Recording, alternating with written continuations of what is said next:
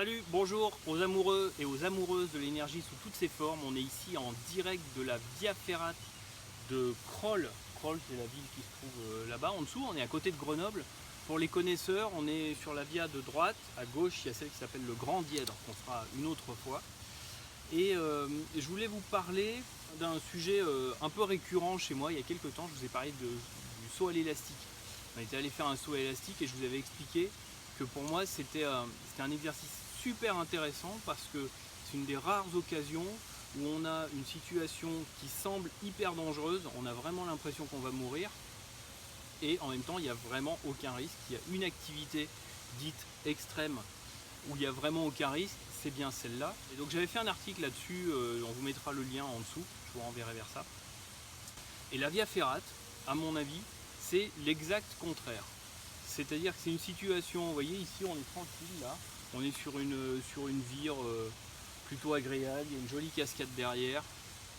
C'est en général des parcours qui sont très accessibles, on y va, il n'y a pas de gros freins, il n'y a pas de choses très difficiles pour y accéder.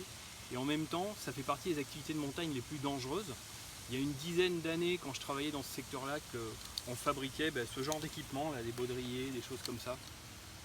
Moi, c'était une des activités qui m'angoissait le plus parce que c'est là où on a le plus de risques objectifs.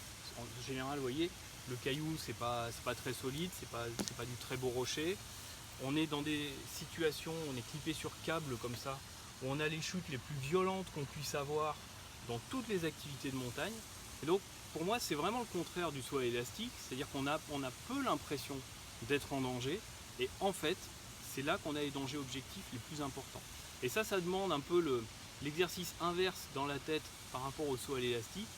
Ça demande de maintenir la vigilance en considérant, même si on n'a pas cette impression-là spontanément, en considérant qu'on est toujours en danger, et donc on clip toujours les deux mousquetons, même quand on a l'impression que c'est sécure, on maintient les consignes de sécurité, même quand on a l'impression que ça craint pas, etc., etc.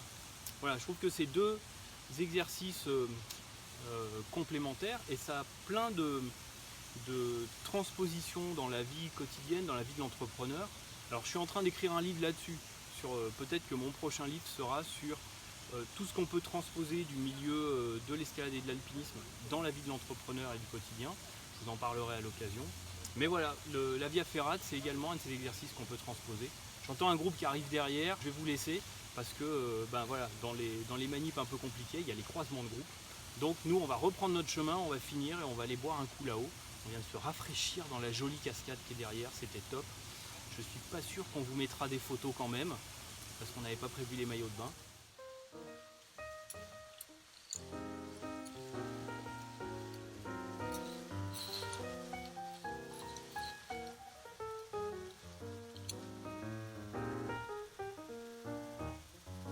Le design énergétique, l'énergie au naturel. Voilà, tout ça c'était du rafraîchissement, c'était aussi de la thermique humaine. Allez, on se remet en route, c'est par là, c'est la Via Ferrate. À bientôt pour vous parler, je ne sais pas de quoi, sûrement d'énergie sous toutes ses formes. Salut!